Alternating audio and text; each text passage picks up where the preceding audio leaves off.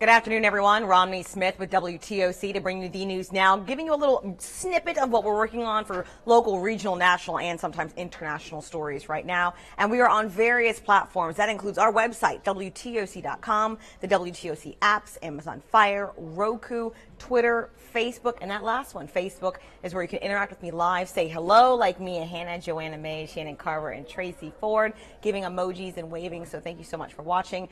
Leave a comment, ask a question. We love to interact with you live. And if we do not have an answer to your question right now, we can always go back in the comment section and send you a link.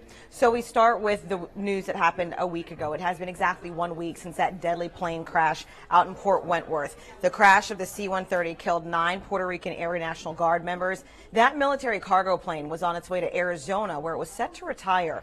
WTOC rode by the crash site Wednesday morning and observed the crews have not started moving the debris yet because the military is still actively investigating the scene.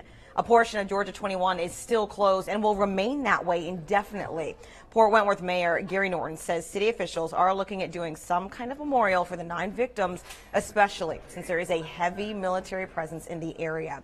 Count on WTOC to keep you updated on the crash investigation as well as Georgia 21 road conditions. Whenever we get a timeline, we will, of course, let you know. Our area is no stranger to the military, and recently, I don't know if you've noticed, many more in our area from all branches. We've seen a surge. WTOC's Crystal Howard figured out why there are so many more military right now in our area.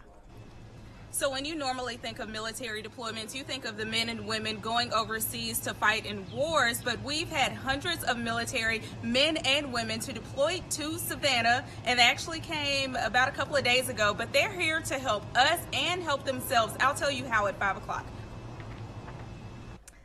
Georgia Governor Nathan Deal has signed Senate Bill 17. If you don't know what that is, it's nicknamed the brunch bill. So basically, it allows for Sunday alcohol sales in the state beginning at 11 a.m.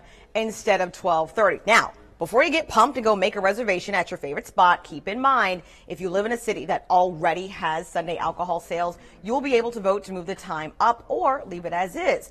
Savannah Mayor Eddie DeLoach's spokesperson, Martin Sullivan, tells WTOC the mayor is in support of giving the citizens the option to vote and looks forward to having discussions with the council in coming weeks. The new law does not allow you to buy alcohol before 12:30 from grocery or liquor stores. So the brunch bill is for restaurants, not for liquor stores and not for grocery stores. I need to make that difference because a lot of you like me and you like to brunch, and sometimes if you plan to have brunch at home, you'll make your own drinks. Just keep that in mind. Not for grocery stores or liquor stores, only for restaurants with an actual brunch. All right, so I want to take a moment to touch on what's happening in Hawaii. As you know, that volcano is erupting. Turns out there are 2 more fissures. Those are also known as volcanic cracks. They recently opened up. The lava and molten rock is actually flowing on a personal property now. And this has all prompted Hawaii City Civil Defense to renew its mandatory evacuation order for the Lanipunua Gardens. I probably just jacked that up, so if any of y'all could help me out with that pronunciation, I'd certainly appreciate it. But it is for a prominent neighborhood that's right by the volcano. Residents were told to evacuate toward the ocean, but they are allowed back during the day just for a few hours from 7 a.m. to 6 p.m. to get their belongings. So far, lava has burned 36 structures, 26 of them are private homes. And that continues, guys. Like, the lava is still exploding, still flowing. We've shown you some pretty incredible video over the last week of it flowing down road. There was even time lapse of it devouring a Mustang that was in the street. So this is still a big issue for them there. Speaking of weather, since it is Hurricane Preparedness Week, I want to let you guys know about a really special event that we are hosting.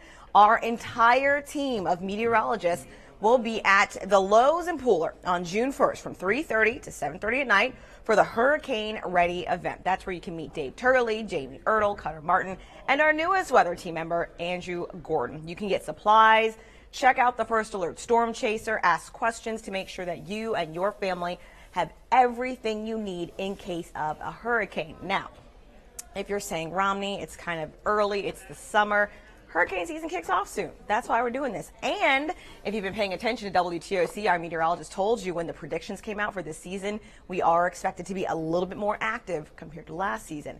And I don't have to tell you what happened last season. We all remember. So, good thing to get plans, make your orders, take notes, buy your materials that you need, ask any questions. Our experts will be there for you. It should be a pretty fun event. I always tell you guys, you can reach out on Facebook, Instagram. So let me know anything, any questions, any comments. I don't have anything regarding stories, but hello to all of you guys saying hi. I appreciate it. And for those of you who are tuned in specifically on Facebook, my address is right there at Romney Smith TV. I'd love for you to connect with me there. I love talking with you guys every single day. And also our station, WTOC.com and the WTOC Facebook page. The next news update comes at 4 p.m. on the CBS affiliate right here in Savannah. Thank you guys so much for joining. I'll see you then.